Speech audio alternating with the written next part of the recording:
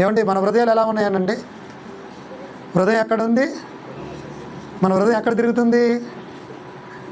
హృదయం ఎక్కడున్నది అని అడుగుతున్నాడు దేవుడు. దేని చుట్టూ తిరుగుతుంది? పరిశుద్ధత చుట్టూ తిరుగుతుందా?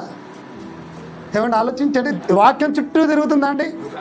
అంటే మన హృదయంలో ఎన్నో హృదయం ఏంటంటే అన్నిటికీ ప్రధానమైనది, కేంద్రం. అంటే నీకు ఆలోచన రావాలన్నా, నీకు మాటలు రావాలన్నా, నువ్వు ఏది చేయాలన్నా ఎక్కడి నుంచి పుడతాయి? హృదయంలో నుండే పుడతాయి. అంటే ఇప్పుడు మనలోకి వచ్చే ప్రతిదీ కూడా హృదయంలో నుండి వస్తుంటున్నప్పుడు అది వాక్యానికే బేస్ చేసుకొని వస్తున్నాయా?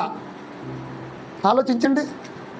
అందుకే అన్నాడు మన హృదయం అనేది మొట్టమొదటిగా వాక్యం దగ్గర ఉంటే ఇక వాక్యంలో నుంచి ఏమవుతుందో చెప్పండి?